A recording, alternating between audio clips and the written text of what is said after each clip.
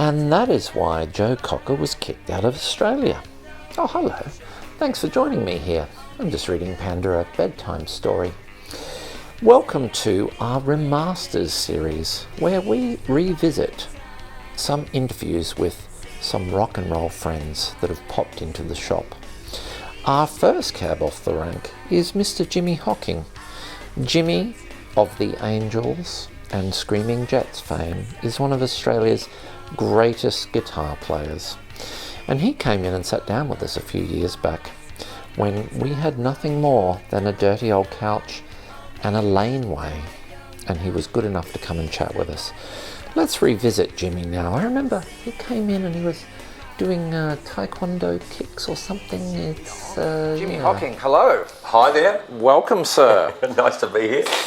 Thanks for driving up from your southern mansion. My mansion. In the snow and sleet and all the way down the Mornington Peninsula. Do you like it down there? I love it. Nice life. We're halfway down there. We're close to Mornington area now. Right. And so it's not all the way down the coast. It's not all the way in. It's Yes. sort of nice. Yep. So cool for the young family, etc. And how's your family? Right. You have... I have two boys. Your first boy is the same age as my daughter? Yeah, they're pretty close, I think. Three? He's 3.5. Yeah. Okay, he's a little bit older. And our little one, he's a baby still. He's 13 months. Okay. So he's about to start walking. Yep. So life's busy, as I'm sure you will understand. Yes, that's cool, man. Yeah, life's great. Well, thanks for making the trip in. Welcome, folks, if you've just tuned in. Michael Ray's on. Jimi has been around playing gigs and doing things for a long time. Yikes. In the scheme of life, well, it's a short time, but when did you start playing live? I reckon my earliest gigs were around 1980. 1981. Yeah. Wow. So, but I started early in as much as I grew up in a musical household. Both my parents worked in music. My mum was a singer and did a lot of light opera and theatre, stuff like that. And my dad's the great maestro. He's a piano player, conductor, arranger. So I really took on the family business. Yep. And because of probably my dad's influence, who was very he's a musical-minded person, writing scores and stuff like that. I spent a lot of time in the 70s, in my last years of school, going to recording sessions with my dad and going to gigs. He played with the Bill High Trio when I was a kid, and lots of things like that on television, and I was always around, hanging out with my dad's group. And so... Did you get to play with your... No, I wouldn't have had the chops to play any of that stuff. But that's when my ears picked up my love of kind of old-time standards and jazz and even blues to a degree, which wasn't my dad's scene, but it was kind of like a sister to that all. But of course I was a kid. I heard AC/DC and Status Quo and Devo and Frank Zappa, So the damage was done there, I wanted to do all that stuff, but... Eventually, when I started playing other styles, I could refer back to those early outings and have a sense of how things should sound, So I thought that was important. But because Dad was a muso, literally the minute I had a band together or something going on, he'd be it was helping like, you out we'll go out and do something. So Okay. that's what happened, So you're sort of from that school of live performance, got to get out and got to do it. Yeah, I think that... Especially in the scheme of being a guitar player, in the early 80s, many people will remember, but in the grand scheme of things, it was the new wave music was very big, and there was, to be a rock guitar player was almost to be like heavy metal compared to the world of pop new wave that was happening. So I liked Thin Lizzy and Angus and Gary Moore and Queen, all these acts, and that was considered quite heavy in a way compared to the climate of like listening to the Cars or they're great bands, of course, but I'm just putting it in a perspective of where it was. So I was a bit of a misfit because I liked that heavy stuff, but wanted to do it in a sort of the pub setting was like the pop setting of the day in some ways. But I had this head full of other stuff. I fancied myself as Frank Zappa. I fancied, I wrote these difficult things, and a lot of musos liked my early bands, but the public Is that didn't. so? The Astros. Yeah, so that's right. Okay. So early on, I played guitar in bands with a friend of mine, Jim Young. He's a great man, and he had a great pop sensitivity, and I was just a guitar player in those bands. Yeah. But when I started to write my own stuff, it was kind of a bit left, I think, and eventually the Astros evolved in Astro Boys was the original band. We turned into the Astros with a different lineup, and that was more kind of music centric. It was a bit, you know, these elements of jazzy lines and weird times and stuff had come into it. Did your dad help you with learning any theory, or did you start with some lessons, or did you just you were born with a great ear and you a little bit of questionable? A bit of column A, a bit of column B, because Dad's a piano player, so as kids we all went off to piano lessons. Right. So straight away we were sent off the old-fashioned way, which is the middle C. Here it is. Yeah. So we learned to read some as kids. Yeah. Clearly it wasn't the path that was for me, but I still had that foundation. Yeah. And we could all play the piano, you know, all through our young life. And when I saw the Beatles on TV, that was when I wanted to play the guitar. Right. I was pretty young. And the good thing about my upbringing was there was no resistance. Yep. You know, like it wasn't like, oh, you need a real job or any of that stuff. It was all okay to do that. That's pretty good. So that was really a great thing. And Dad, I think really my dad came into it with the theory and stuff like that when I actually evolved enough that I was asking questions. Yeah. So instead of being like sit down and now this is the cycle of fifths or something like that, I was just that banging away as a self-taught guitar player for many years until I actually would be having coffee with my dad and saying, how do I do this? Or what does this mean? Or I'm reading this thing, or what does it mean? You know? Did you get a guitar lesson and someone showed you like the cage system or any scales, or you figured that out? And not until later on. I was a late bloomer when it came to all the technical knowledge. Yeah. People don't realise that about me, because I think people in rock music think I'm a bit too clever sometimes in some respects. Yeah. But in actual fact, I was just an ear player for a long time until I actually just wanted to explore new things. Yeah. And I also, because of my parents' lineage, I got thrown into some gigs where I needed more than just a pentatonic minor scale. Yes. I had to play other things. Yeah. And I got thrown into the deep end of some reading gigs, which I could not sight read. I mean, I could fudge my way through some basic reading. Chord charts. I was reading the chord chart. Yeah. And those things scared me into a condition where I really just wanted to find out. You know, I needed to know a little bit more. I played in Chelsea Brown's band one night when I was about 19. Right. That was a reading gig, and I fudged my way through it. And these are kind of jazzy charts. Yeah. And the same thing years later, I played for a bunch of different people in the same way. The Coasters came out from the US. They were a doo-wop band from the 60s. I played in their band I was young. I was early 20s maybe. Wow. But they were all just chord charts. And anytime there was notes, I was pretty much pretending I was reading them. Yeah. But because they were kind of rock and roll songs and stuff like that, I could kind of get away with that. Yeah. Later on, that wasn't going to be the case, and so I just had to learn how to be really good by ear and play in major keys and things like that, which rock and roll doesn't always kind of teach you. Yeah. Certainly blues doesn't. So in terms of, like, if I play something in C major, like I know C major, or if I picked a minor key or that sort of stuff, you're good with? Or all that. I mean, the thing is, and I say, because I teach myself now, and I think you should be able to play in any key. Yeah. You know, I think I've met a lot of young guitar players, well, not young guitar, any guitar players for that matter, who play a game with join the dots, and if they're not playing on the dots, they run into psychological trouble. They can't visualise the shapes they want to use because it's in B flat, say, and so it looks different to them if it was in A or B, and that's, to me, is a pitfall. I'm not the expert. These are my opinions. Yes. But you know, I think that I remember having an experience where I was playing in a thing, and I'd never worked with brass players before. Yeah. So everything was in B flat and E flat. Yeah. You know, so you had to be able to play in E flat, which is not a great key for the guitar, especially. No. And not only did you have to be able to play in E flat, you had to be able to play good in E flat. So I realised step by step that if I wanted to really make a living out of this beyond playing in rock bands and doing my own thing, Yep. if I want to have a career outside of that, I had to have a bit more knowledge than, some Chuck Berry licks and, a blues scale.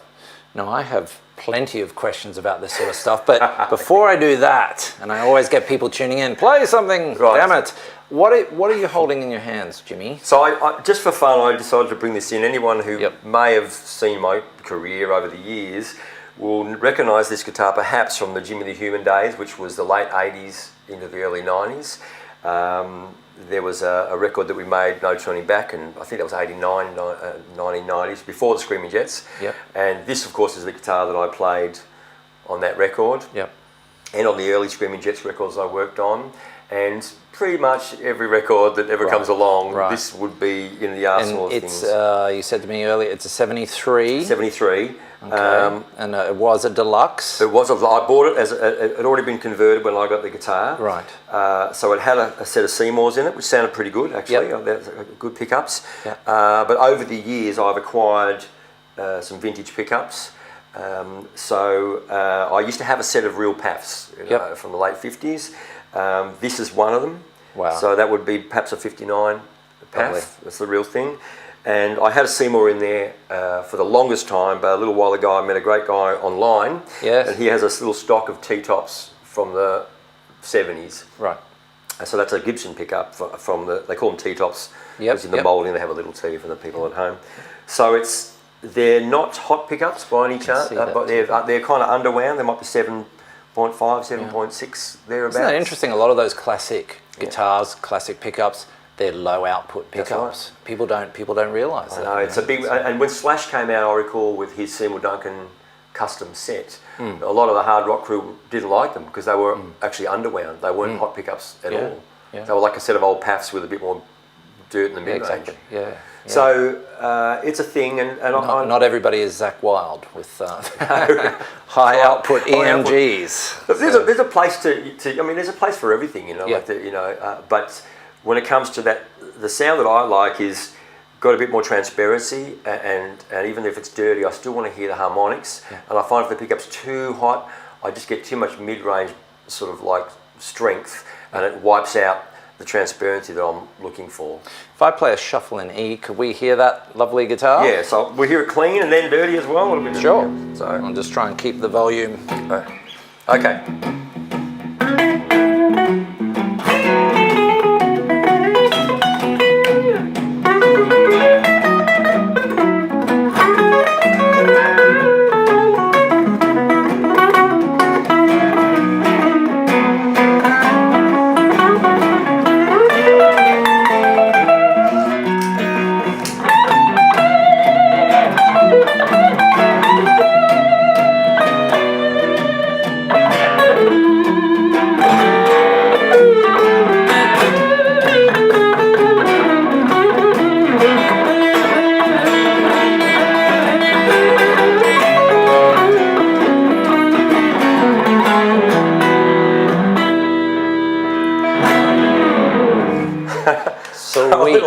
Sweet, lovely. So I love that neck. I'm leaning on that amazing. pickup. I'm leaning on that pickup, and I mean when I started playing in the early '80s, everybody was playing. The single pickup guitar was becoming popular, Right. And even though I played a melody maker and a junior early on, I got the soft spot for juniors. I actually wanted to sound different to all that, and so I really started getting into playing on the neck pickup. Yep. In the Astros especially, that was when it all started for me. Yep. So that was, so I still go there. And even now when I run it in the Jets, for the dirty sounds, which you would think would be just down here on this pickup. Well, that's up here, well, whatever it is. It's great. All that business. Yep. More often than not, I actually play in the middle position, Yep. and I wind down the neck pickup. Okay. So I always have it on a little bit. So just to give you that interesting sort of blend. Yeah, so it's got the sharpness of the back pickup, but with just a little bit of overtone to it. So as opposed to being, it's just got a bit more. I'll wind in a bit more how I need it.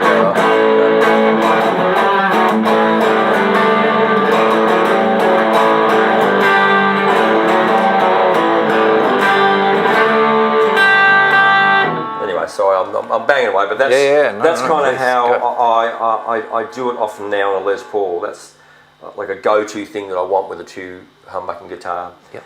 I have a request. Can you show me Helping Hand? Helping Hand, yes.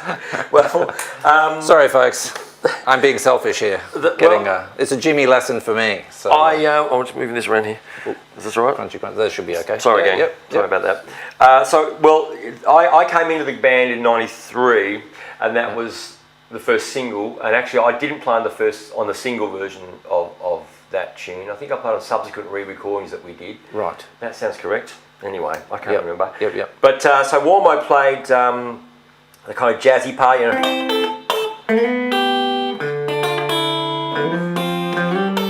That cool. stuff. That's great. And it's a great little lick actually. So he's kind of just playing. It's like an A minor triad there.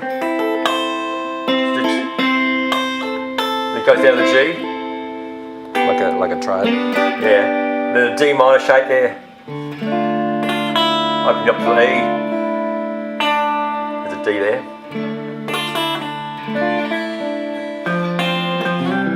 Does an F, slides from an F to a G there. So, right. Yeah.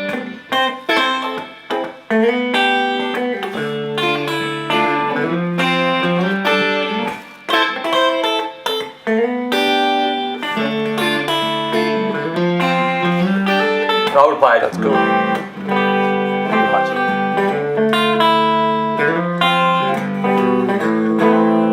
That's sweet.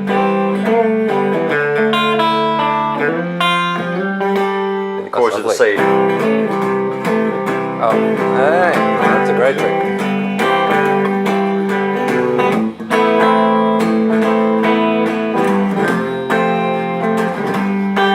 I like that little trick you're doing there with the C.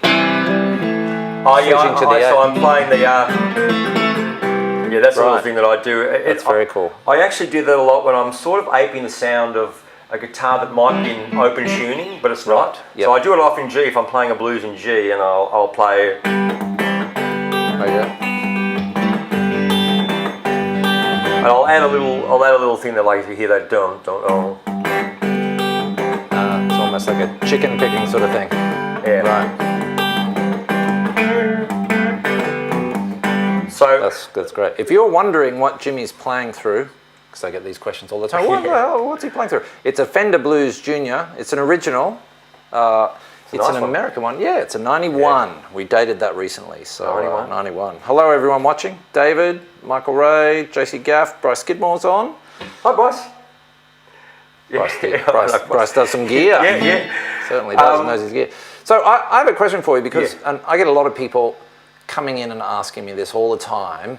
It tends to be younger sort of guys, because as guys get older, like, I got to slow down, man, take it easy. But it's always a speed question. It's like, how do I get fast? And I always say, well, that's probably not the best thing to aim for. But sometimes when I watch you play, like, it's lightning quick. Well, and I'm just, did that just come over time, or did you sit down and say, you know what, there's something by Eric Johnson I want to learn, or whatever, I'm gonna sit and learn that? The answer to this question will disappoint hard rock fans, but I worked on it. It was something I worked on, but I must say, in recent years, I've had a little bit of RSI, I've had stuff like that.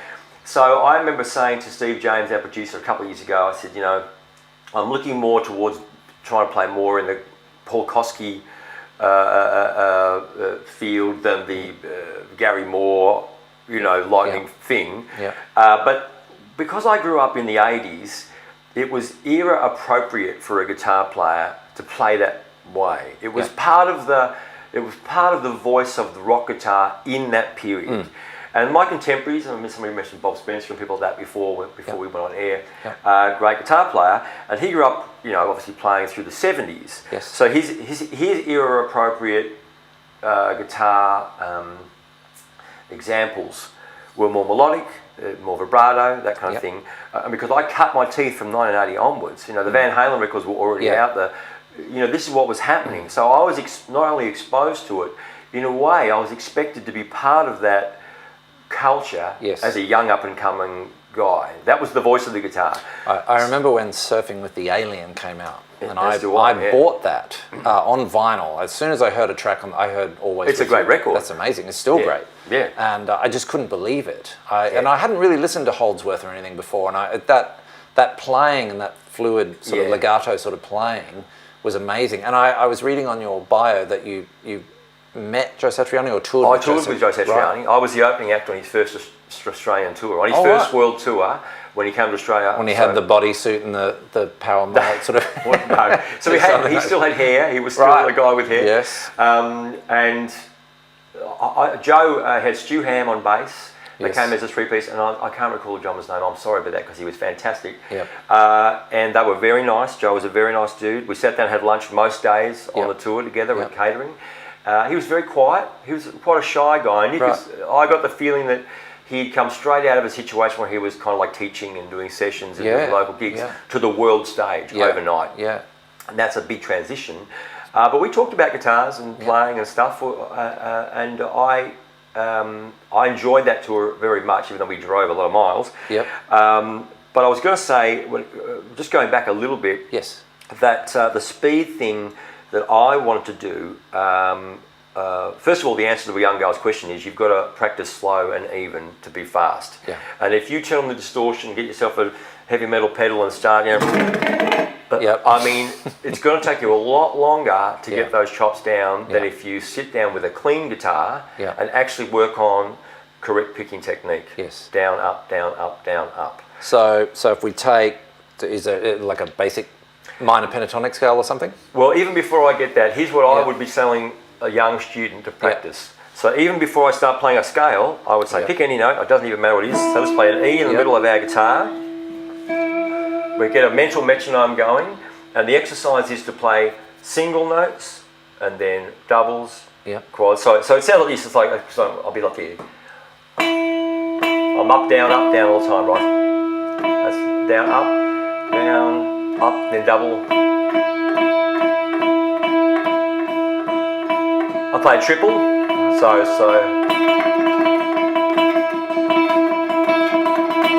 1, 2, 3, 1, 2, 3, 1, 2, 3, then 4.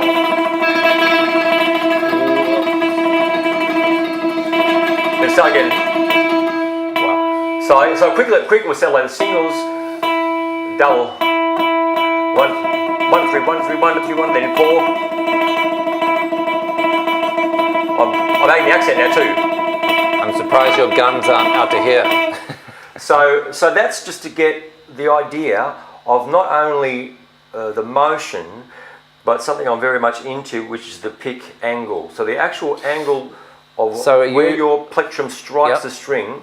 If it's too sideways, you get a washier sound. You might want that, but that's what's going to happen. ZZ Top sort of thing? No, it's just I'm doing it now. And as I turn the pick more flat, it actually. So when you hold your pick, you've got the big end and the small end. You're using the small end. I'm using the small end, and I'm using a fraction of the small end. Okay. I go through 2 picks a night because I use such a small amount of the pick on the string. My finger literally scrapes the string every time I hit the guitar. Right. So I wear that nail down and break it often. But it's got to do with working out the economy of the motion of it. Do you anchor your right hand? I have 2 different versions of that picking technique. One is to anchor the hand here, like as if I'm palm muting that way. The other way is to anchor it with my fingers up there. Right. Okay. Which is more like when I play the acoustic, or just sort of lie the back of my hand in there. But I need an anchor point usually to play that kind of speed. But as I say, it's not something I practice so much anymore. I did back in the day, and same with all all that stuff. That was the thing. I'm still people say you got to do it. It was the period, Did you do tapping on your first little bit? I did all that. Jimi the Human era, a tapper? Indeed. I was a tapper. So I mean, I rarely do it now. That's actually not true. I did on the last Jets record, but it's kind of more like an effect now than anything else. And I was going to say, playing fast is kind of like an effect too. So instead of it being, I like more lyrical playing now, which is a bit more melodic. But the fast thing is sometimes to create a sense of light and shade. You might go fast into a phrase and then play a melody. if you're playing fast all night, well, it sort of goes unnoticed in the end because you're just doing it all the time. Yeah. If you mix it up, light and shade is your great asset. Yep. You know, playing quieter, playing soft, louder, playing busy, playing not so busy, playing tight, playing loose. Yep. It sounds kind of obvious, and everyone I ever speak to about this goes, oh yeah. But then when I go and see people play, I don't see it so much. Yes. People talk about it more than they do it. Do you listen, when you listen to music, and when you were growing up listening to music, were you listening to lots of other instruments, sax and trumpet and that sort of thing, or was it guitar focus? And it would make me sound better if I said yes, but the reality is no. No, I fell in love with the guitar. I was so completely besotted with the instrument and the way it sounded that as a young guy, I just wanted to hear guitar music because... Yeah. Who were your heroes? Who did you listen to? Well, it started with just pop music and stuff on the radio. Yeah. But I heard a lot of jazz guys as I grew up. Dad took me to see Barney Kessel, Herb Ellis. You saw Barney Kessel? Saw him play in Melbourne. Wow. At the Pink Vic. They played. I love Barney Kessel's... I know, right? Oh, yes, nice. Cry Me a River or whatever it is. I love that. But I mean, I didn't sit down and study those guys. I just kind of saw what they could do, and I saw the possibilities of how they could play. And some of the records we had at home ranged from, Chuck Berry records, who I love, to the Les Paul Trio records. And Les Paul as a guitar player, so forget the story of him with the guitar and the solid body and the rest of it. Les Paul himself as a guitar player was one of my biggest influences as a kid. So, and I was going to say, the fast guitar playing thing came from Les Paul. Right, it didn't come from some rock notion. Yeah. It came from things I heard Les do. I didn't really know what he was doing. I didn't have theory chops or anything going on like that. But he would, he'd be doing, doing all those, all that stuff he would do, and I'd be like, what is that, and the way he could make the guitar sing,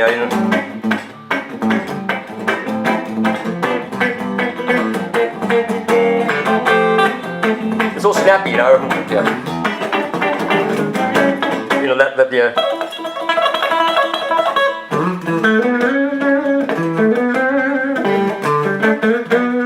all that stuff he would do.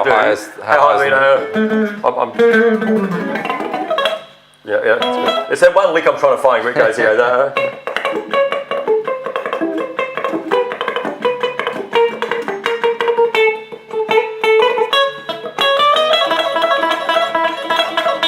But anyway, all that crazy stuff he would do, I didn't know what it was. I still can't play. I haven't really sat down and practiced it, but that was where I heard this kind of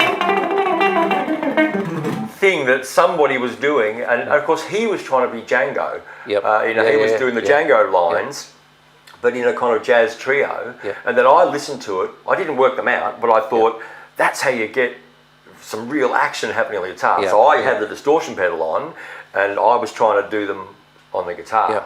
Whether I did it or not, I mean, they're kind of sloppy, but the thing would be that's the effect I was trying to get going, That was all from those Les Paul records. And when I heard Gary Moore or Stevie Ray Vaughan, I saw play in the early 80s, people like that, he was quite different again. But when I heard them all playing fast, my mental reference was still something about those muted picks. That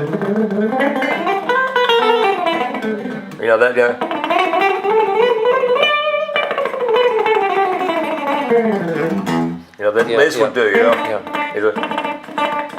Anyway, that was the... It's almost a John McLaughlin sort of thing as well there, that does really fast pentatonic runs he does. So I didn't listen to any of that stuff till heaps later. It was literally, it was born of the fact that we had those records at home. And he's a guitar player. Well, Les Paul, there you go, Les Paul.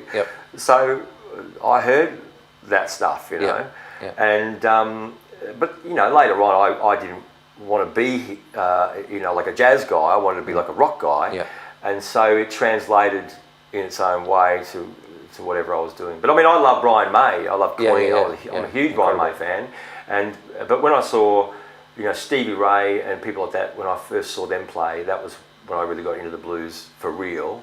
Hendrix wasn't my ground zero for that stuff. That came later. But I would see Kevin Borich play. He was He would be playing the local scene when I was coming up through it. The Australian Kevin Borich. The Australian Kevin Borich. And the same with Cole. I always get in trouble with it. Yeah, right. but they became my local heroes because they were guys I saw do that thing, you know, Marshall Stacks and he had a Strat, you know. And but we had a lot of great guitar players on the scene who I would see even in the studio, Tony Naylor, people like that, you know. And I loved watching all those guys as I grew up because they were really present examples. They weren't like guys on records and you know, they were kind of here and now. And you just missed John Dallymore was here literally 30 seconds ago. He said to say hi, by the way. Well, hi to John. He's a great Tony Naylor comes in occasionally. Does he? Well, Yeah. So, I mean, lovely guy. He did a lot of sessions with my dad when I was a kid. So, so I remember, you know, being in the studio and watching those guys. And, on his original 61 That's Strat or something. The stripy guitar? I think so, yeah. He's got, he was up here, I think he was in the Brian Cadd band or something. Yeah, he was that's right, that would be him. Corner, so. But there's, you know, you know, there's many great guitar players who were playing in the late 70s and the early 80s still as I was coming into the scene. Yeah. But they weren't necessarily doing like, say what Stevie did, which is like a 3-piece rock blues thing. Yeah. And that was kind of when I saw him do it. KB had kind of done something similar. Yep. But seeing Stevie come out and do Scuttlebutt and stuff like that, it's amazing. Like it was legit. It was mind blowing. Yeah.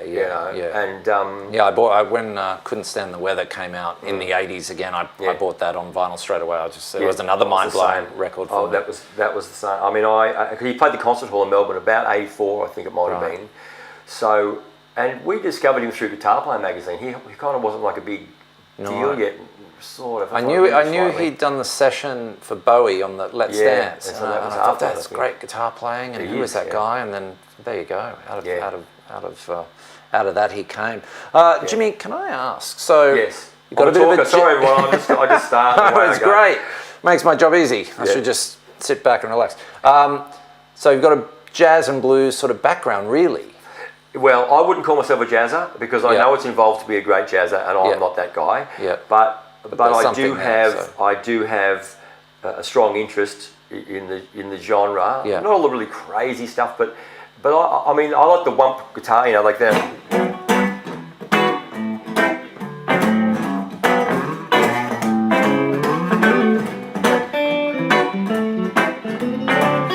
Yeah.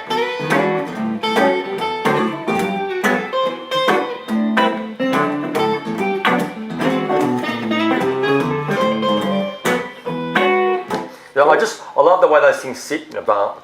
There's something about that. So I heard a lot of that stuff growing up. So it's just a thing with me. But the blues thing too. I mean, I love. So the transition back to blues because you were kind of Oz rock guy, and then bang, you made the switch back to blues. Why did you? I mean, it was just a natural thing. It's like, look, this is what I always wanted to do, and I'm just going to do it. Or that was part of it. But if we cast our minds back to, I think my first blues album I did around '97, which is when I left '98, when I left the Jets for a few years in the middle there, and I kind of had been in the world of the Screaming Jets. We were very much looking for radio-friendly songs and stuff like that. It's part of the conditioning that you come to be because you're working with a record company and you're working for an outcome and your own money and you've got to make it work, you know. So so I was kind of tired of that in a way, and doing a blues thing was just kind of like a self-indulgent thing. Yeah. I didn't think for a minute that I'd be doing it for the next 20 years. I just thought it was a thing I would do because I just wanted to do it. So as you say, yes. But there was no real strong blues scene at that time. So the Blues Society hadn't really formed. Well, maybe they formed around that time, and there was no blues gigs per se. If you're a blues band, you might be playing a pub somewhere, and it just happened to be that kind of band. Yeah. But there was nowhere to represent that thing, and I love B.B. King, I love T-Bone Walker. This is kind of like. I saw you got to meet BB. Well, I met B.B. King. It's a famous moment in my life now. but you know, the voice of those guys, what they and how they make the guitar, their voice, you know, like how it sings, and T-Bone, who to my ears, he brought jazz into the blues, you know, with those chord turnarounds and stuff, and but I was going to say, when I started the blues band, my then manager, my partner, everybody just said to me, "You're crazy! Like, no one wants to hear that." You know, like I mean, I had the band that I had at the time, who were kind of like looking to do another rock thing, and I brought in some blues things. Everybody just shook their head, and went, "You know, what's this?" You know, and so actually, when I made that first blues album, which was called Blue Guitar. Lucky it wasn't jazz. Yeah. How do you make $1 million from jazz? You start with 2 million. Thank you. I'm here all week. Sorry. but I had very little. I had so few people on my team about making a blues album. It was remarkable. But what happened was I just wanted to do it, and I'd been in a so-called commercial band. That's not a dirty word. That's just what we were doing. You know. And so the fact that it kind of worked in its own way, and you know, became a cottage industry, I suppose. But the fact that it took me to America, you know, all the things that happened to me subsequently, traveling wise and winning an award in Memphis, it was all off the back of playing blues. Amazing. It wasn't about my rock career. It was all this kind of cottage industry thing that I started. How did you find hanging out in the US? I mean, home of the blues, really, and just a big market. Well, I found it fantastic. You know, in fact, I found much less of the what would be the word? The parameters that we put upon ourselves here in good old Australia about what we can and can't play. I found that to be much less in America.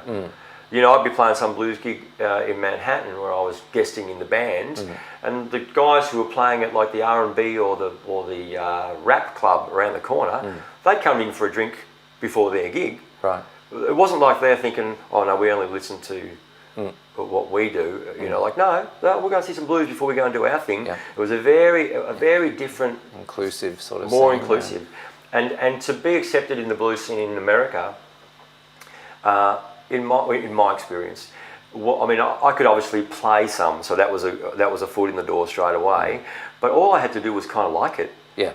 You know, like it wasn't like I had to pass some kind of weird test. Well, do you know Charlie Patton's wife's name? You know, like there was no that secret password. Yeah, it was just like, what are you doing here? I'm here because I came out because I wanted to see some blues, and like, you like blues? Come on, man! And like that was it. Yeah. You know, so could you have stayed there? Yeah, I could have. And the reason I didn't was because I'd gone later in life. You know, I was in my 40s when it was starting to really work. Yeah. And I was just like, you know, I had no family, I had no wife, I had none of these things. I'd spent my whole life couch surfing and living the rock and roll dream and touring.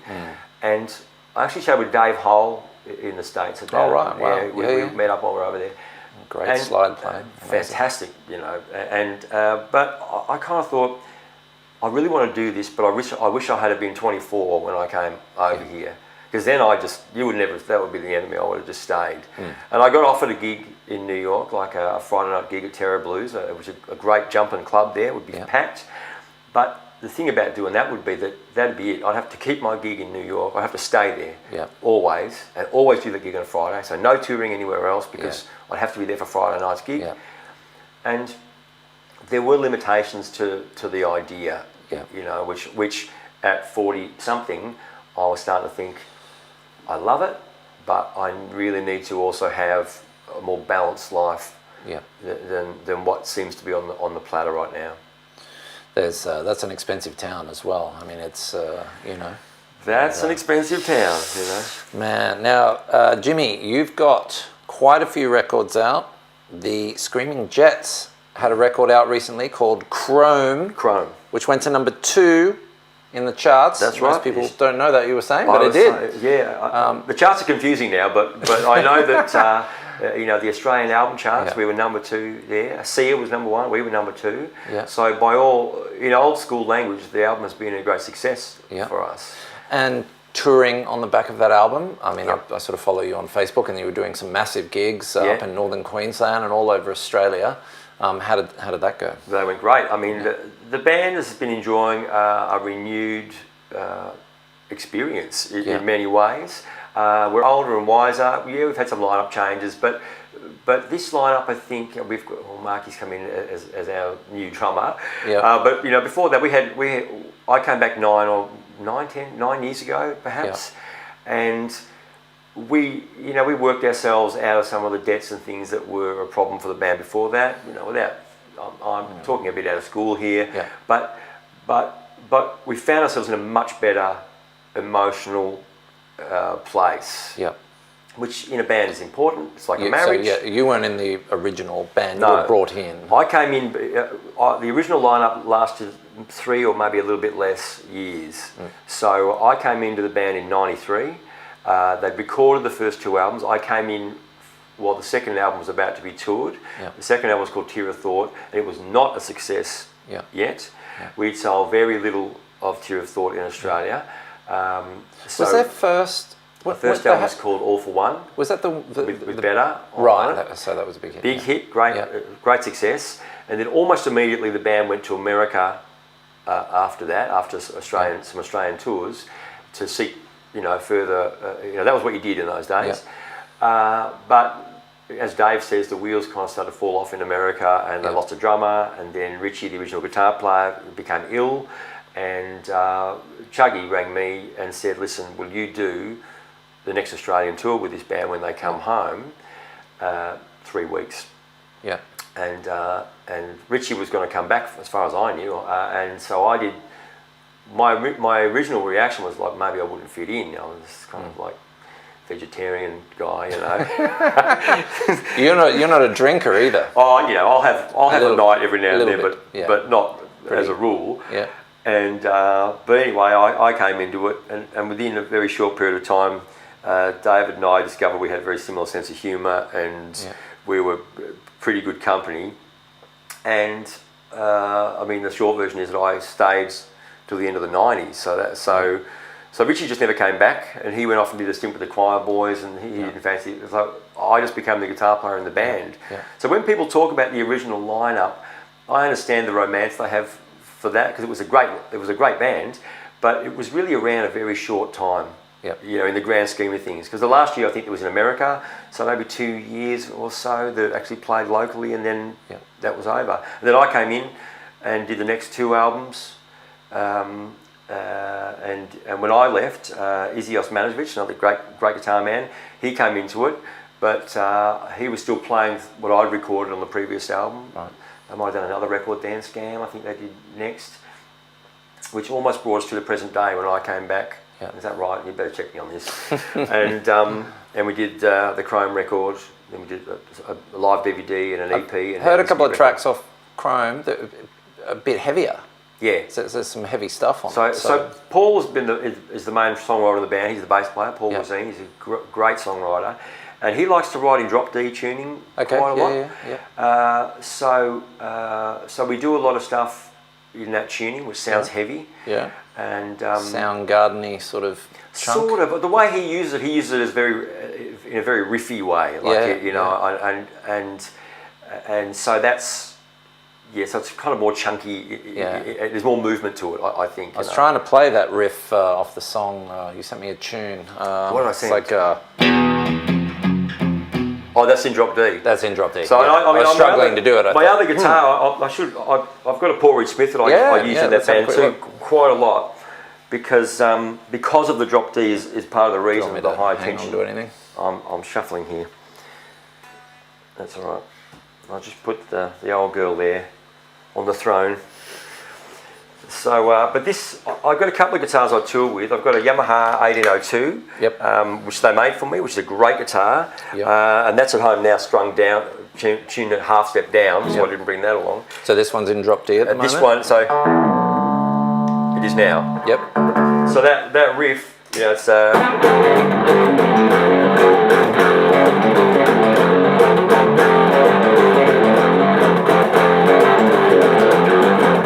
So you can see... That makes more sense. It makes a lot more sense, There's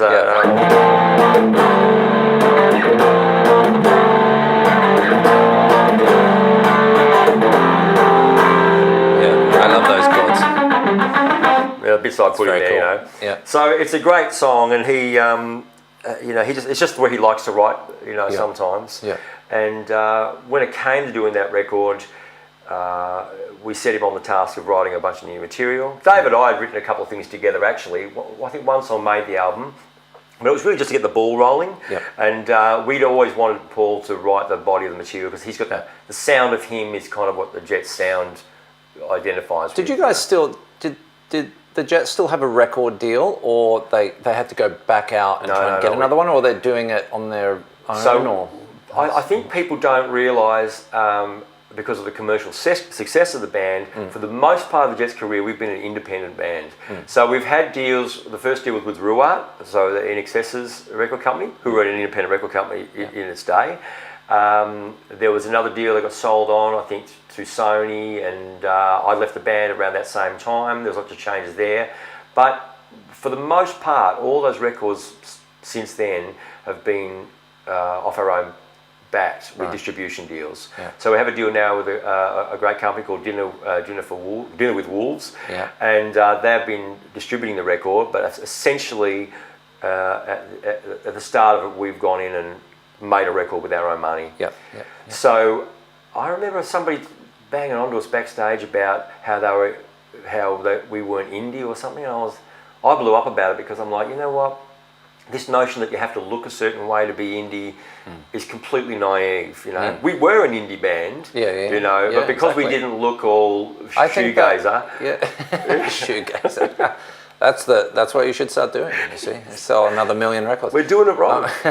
I think that original song, Better, the first hit they had, was like a Triple J type staple of the time. That's my memory of it anyway. So yeah, you might be right there. I mean, I think they got that sort of, they were an indie sort of band the way they started. And yeah, that's kind of the growth of the band. I mean, I knew the guys back then, in actual fact. So at the same time that I had my band Jimi the Human and Spectre 7, which is 88 or 89 to about 92. And I'd done the Angels tour. That was my other claim to fame. I filled in for Bob Spencer in the Angels. We need to do a part 2. I want a part 2 where I find out about the... So that's a whole other story. You have to agree. You know? So see, if I get you to agree live, then you'll I'm up for it. I love a chat. Oh, thank you, sir. So come back soon. But so we could talk about that period, you know. But in the Jimi the Human days, we were local legends in Melbourne. And so we would do good numbers ourselves. We had a top 20 album down here. So when the Screaming Jets first played interstate, on one of their first national tours, they opened for me. In Melbourne. Wow. So that's cool. So that's how we originally met, and then we had mutual friends.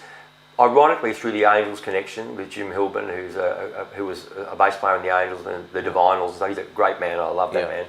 And through his household, where his partner Christine was a photographer who'd done some of the early Jets shots as well, there was a bit of a kind of rock and roll community of people, you know, and so it was, you know, my coming into the band was a little bit more organic than me being a complete stranger to the concepts. As for that matter, Dave's time in the Angels now as the lead singer, since Doc's not with us. I think people don't realise how organic that has been too, since we've been friends. Both camps have been friends for such a long time. So, you know, we have a circle of friends, I suppose, that we, like anyone, we all look to when it comes to what we can do.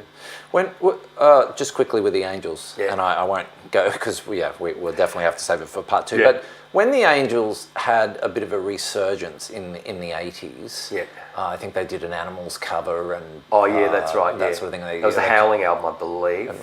Is that your era when you were there? Just after that album. So I think. Once again, we could go on Wikipedia, but so 88 was I did one tour with the band, and that was really born of the fact that Bob Spencer, who was the guitar player in the band at that time with Rick Brewster, John had left the band, John Brewster.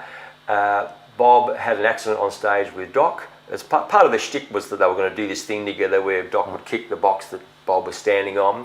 It went pear-shaped and the box fell over. Bob fell down and broke his guitar and broke his wrist. It was not a good scene. No, terrible. And I got a call the next day because they'd rung around a few local studios to say who could do one gig with the Angels. And Paul Kosky, another great man, I'd done some session work with him at Platinum Studios, and he said, get this young guy, Jimi Hocking, he can play a bunch of stuff. And so Brent Eccles, who was the drummer then, he rang me and said, "It's Brent from the Angels." I was pretty much like, "Yeah, sure it is," you know. He said, "Look, I don't have time to bullshit around. You know, you need to come and tell me if you could do this gig or not, basically." And I was young and cocky, and this has all been. This now I'm flattered to say that the Brewsters have put this all in the history book that they've just released in recent times. So there's a whole chapter about this. But you know, I went down and met the guys at the hotel, and we had a discussion about whether it was doable. What do you know? What don't you know? It was a long show, 3 sets. Did you know a lot of the stuff? I knew the early stuff. Yeah. Some of the recent stuff that was floating around on radio. There was a period in the middle where I just had no idea what the material was. Yeah. But I always knew that I'd really worked on being a good ear player. Yeah. Pick it up. I felt I had a strong musicality that I could hear things and knew what they were. Yeah. So do you think you've got? It's doable. I ask this question to everybody that comes in, thousands of people, Jimmy, and I always find, I mean, just hearing that story, and it's like, so and so gave me a call, and that just sort of gives me the shivers. I'm like, oh, you know, I'd be so nervous. So, but most people I know who play a lot live, they seem to have a confidence to do it, and nerves are not a problem. How do you find that? I don't know that nerves are not a problem. There are many people in the music industry, and probably in the entertainment industry, who suffer from nerves, but have found a way to diffuse that issue by role playing or by something. And I think you need to be cocky. There's no doubt about it, and that's not in the negative way, but in a way that you have to be confident about what you can do. Yeah. And I think people want to see that. When they pay money and they want to be entertained, and and no one don't wants to see someone nervous. hiding behind a curtain. I hope I can remember this song. There's only so many Robert Fripps that can sit on a chair, and you know, most of the time people are like, I want to see the guy running around kicking legs in the air. It's escapism for people. They want to see you go and rock out and have a good time and do something that they feel like they kind of wish they were doing, perhaps, or whatever.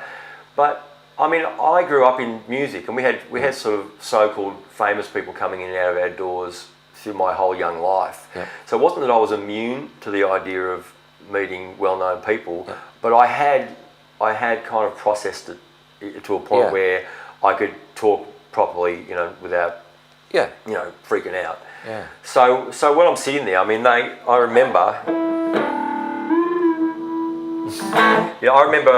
Rick pointing to me and saying, you know, it was possible, but they go, so play the riff from Long Line. You know.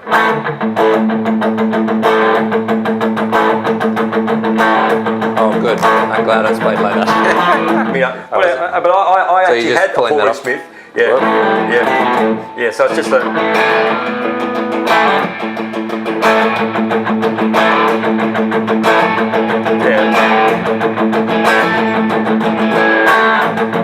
you know, that's awesome. I mean, they're such great riffs. I mean, and of course, classics. In my young life, I'd learnt.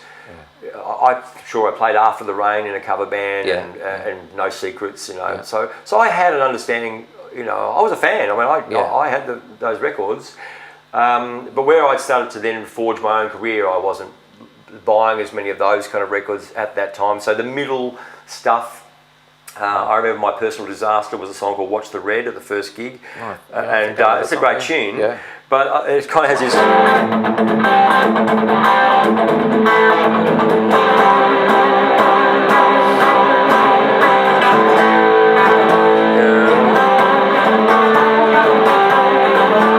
You know, it did this ascending thing, and I just didn't hear where it went at all, because it was the droning A string all the way through it.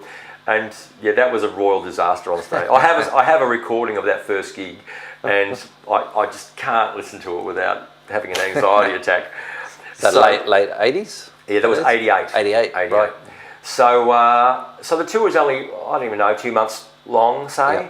And in those days, it was a driving tour. You didn't really fly many legs because you played in between capital cities. It was a big tour. There was 2 nights at the Perth Entertainment Centre sold out. I think they're 10,000 seaters. Wow. We did all the big rooms. Yeah.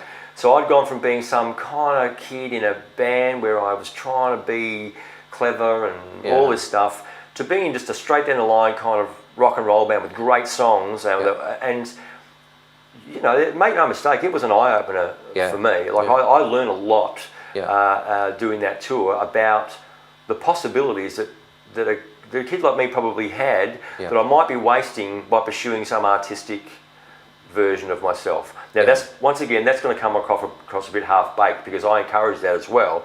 But in the sense of what you could do in a commercial sense, as coupled with that, I was focused only on the credibility side of what I was writing instead of the bigger picture. That's a tough one. It is a tough one. It's a tough one if you're in the arts. You know, it's like. Well, I could talk more about that to clarify what I'm trying to say because I'm not judging either path, but I'd spent already several years with this kind of complicated jazz rock thing that the record companies basically didn't want to touch because what would we do with you? Who's going to play you? Yeah, I sort of. I mean, I'm a Brisbane boy, and I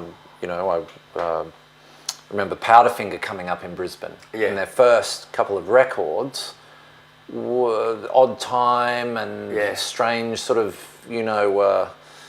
devil interval type riffs and whatever. It kind of went nowhere, you know. And then as soon as they sat down and said, "Well, look, we're going to think a little bit more commercial and we're going to write some proper songs," and boom, away they went. So I think maybe the question is, and I'm just thinking on the fly here, is that you try to write songs that your contemporaries will be not impressed by, but you show them what your good works are, what you can do with your instrument now, and where you've evolved to as a musician. You want to bring that to your art. But the general public really just don't care about any of that stuff. It's and it's not their fault. But because their idea of music and what it does for them is different to my idea. They don't want to hear me bang on about how much I like the Phrygian mode because they don't care. It's time for another jazz joke. If you play jazz, you get to play 10 chords to 3 people, but if you play rock, you get to play 3 chords to 10,000 people. But you know what? Let's I know it and I love it. Yeah. But I tell you what I think of jazz as, and you might appreciate this comparison. Sure. I think of jazz as the kung fu of guitar playing. So it teaches you complicated skills that have over taught you something that the simplicity of putting your hand through a board, you could probably just do that. Yes. But you have all these other techniques that you could also call upon because you understand this greater picture.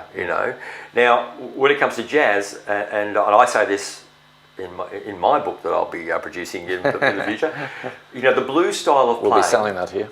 The blues style of playing is usually playing the guitar or improvising over a single harmonic centre. So if I say to you, this song's in the key of E, like we were playing before,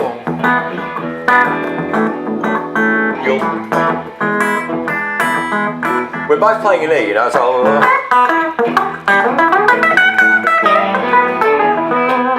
so there I am playing basically an E major scale, right? Yep. Whereas the jazz way of approaching the guitar, for the most part, and I know there's going to be a jazz guy there shooting me down, but this is my perspective on it, is that they look at each chord or groups of chords as a different harmonic centre. Right. So a lot of the song structures are not 1, 4, 5 chords. Yeah. They move around. The bridges and things will change key, or as they say, modulate. Yeah. So you have to be able to play in several different keys throughout the song. Yep. So if you master this idea of playing and changing harmonic centres, like the key of the song, mid-song, maybe several times throughout the song, once you start playing rock and blues, it's kind of a no-brainer because you're just playing in one key. When you're playing over, say, an E blues, are you thinking chord changing for those chords? We could have a long discussion about my concepts on this one because we definitely need a part 2. We do. I like music theory now. I've grown to enjoy back engineering things and seeing how they work, what their relationship is. I enjoy it. Yeah. Yes, I'm a nerd, but at the same token, once you start playing, you're not thinking in terms of science. Yeah. You're thinking in terms of what feels good and trying to put more emotion into your playing. But I refer to the scales and the ideas and notions of the theory as a scaffold. Yeah. If I've got a scaffold and I know where the next step is, I can step there. Yeah. If I don't know where the hell I'm stepping, I'm thinking about where am I going. Now, I don't want to think about that. So I want to think about playing good guitar. So I want to have the muscle memory or the mental memory of where these shapes and patterns lie, so that I can intuitively select then the notes on the fly to create my melodies. Yep. Yep. That's my argument for learning theory. Yeah. You know, then someone will come along and say, oh, well, John Lee Hooker didn't know any theory, and you know, Jimi Hendrix. Well, that's actually not true. Jimi Hendrix did know some theory, because I actually believe in a concept also, which I call practical theory, which is some people's ears will pick up the nuances and the harmonic relationships very well, and they'll, without knowing what this is, or that you've changed, that you've diminished this sixth to make this thing, or it's a major seventh in this minor scales. Yeah. Their ears are good enough to make that change with the chords. Their ears will understand that, and they'll go there. Yeah. So I suspect for every person that bangs on about learning theory has no feel, blah blah blah blah, I'm pretty much guaranteed not somebody who's making a living out of playing the guitar. Yeah. Yeah. But somebody who's having a lounge room argument. And some of those points might be valid in an alternate universe to mine. But in my universe, I play the guitar for a living. So I don't have the luxury of saying, hey man, I you know what, key your songs in, I'm just going to rip out some licks. Yeah. Well, what that's going to mean is I'm going to rip out some minor pentatonic licks. Yes. Yeah. Because Western music is so geared to hear that, that my invisible education has been about those licks. And I can tell you that I go in the studio sometimes and have producers say to me, and I'm quoting, can you play me in this solo something other than that same old rock and roll That's good. sound that I'm always hearing? Can you play me something else? Yeah. And I say, sure, what about this? Yeah. And they say, great. Whatever. Hopefully they say great. But that conversation happens. Yeah. You know, so and further to that, obviously I'm a talker here. Further to that, like I was giving a lesson the other day, and I was saying the example was Sweet Home Alabama. Yes. Not a song I play terribly often, but in the context of the song, there's two guitar solos, and they both look like, so the song's D, C, G. Well, one guitar player plays, to my ears, at a glance, he plays the solo in G major,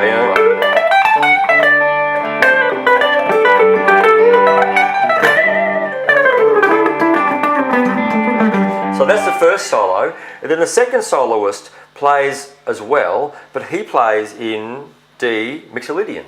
Right. So he plays the same.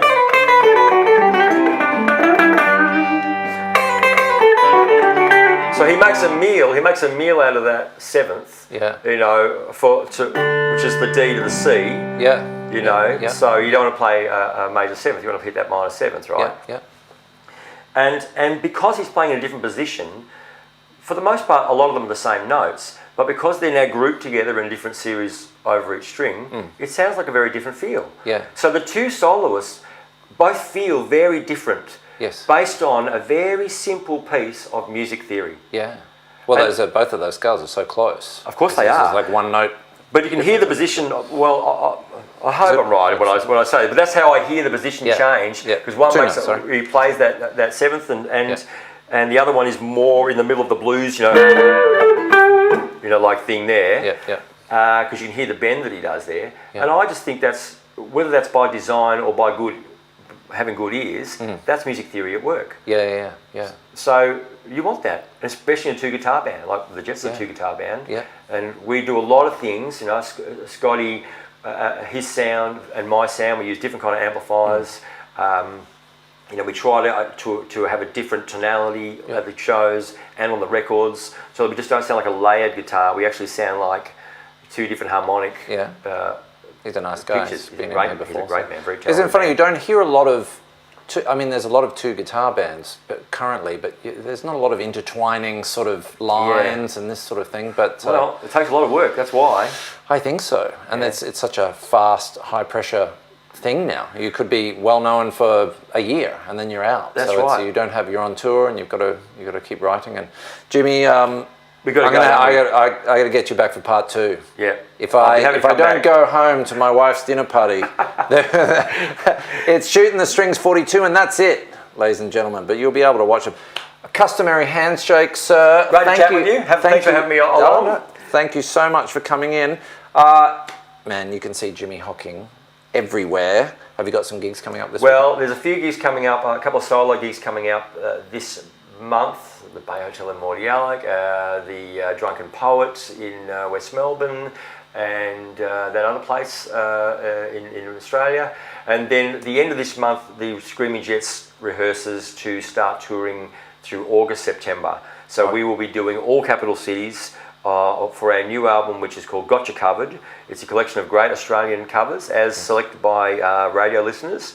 And Boom Crash Opera are coming with us on the road. So it's Boom Crash and ourselves. So that starts first week of August. Right. That's 3 weeks. weeks. Dorian West? Do you know Dorian? Yeah. I wonder if he'll be back in Boom Crash. Maybe. I don't know. I did hear the other day, Peter Maslin. Oh, right. I hung out with him, and we had a good time. So we're looking forward to being on the road and That's cool. and solving the troubles of the world. Where can we buy your albums, your blues albums? Because you're not on Spotify, so I'm we not can't. Spotify. Are you on iTunes? I've taken it off iTunes and Spotify 12 months ago. Controversial. That is controversial. They will be back on a platform soon. You can buy them from me, obviously, or you can go to somersaultmusic.com.au, which is my good mate Gordo. He runs an online distribution company, and he can do a mail order to you for most of the blues albums that are still available. Cool. Of which I've made 15 solo albums, I believe. There's a lot. When you go to jimihocking.com. They're not all any good, but some of them are. They're all excellent. Jimmy, thanks so much for coming in. Go check Jimmy out. He's probably one of the, if not the best guitar players doing the rounds in Australia at the moment. And you can see him in Elwood sometimes, in Fitzroy. That's right. I'm everywhere. Around. Yeah. So, it's amazing. And of course, Screaming Jets, pretty well known now. Yeah. Kind of big. Kind of a big deal. Yeah. We're in rock history books now. Yeah, no, it's incredible. So is he still doing the radio gigs in Adelaide? He does them intermittently, They come and go. He had a regular show for a while there, but now he does some sort of fill-in work when it comes along. So he's still in that camp, but not as much as he was, say, 2 years ago when he had a regular show. Groovy. There you go. Lots of comments. I will get onto this a bit later. Should I read them, or are they saying? he fudged that fast stuff pretty badly. But, Awesome, Jimmy and Anthony. Great episode. There you go, from Matt Swanee, Paul James Noonan. I'll respond to them all later, and I'll put some tagging details of Jimmy's gigs in the post and all that sort of stuff. Thank you so much, man. Pleasure. And we're out of here, guys. See you soon. Bye.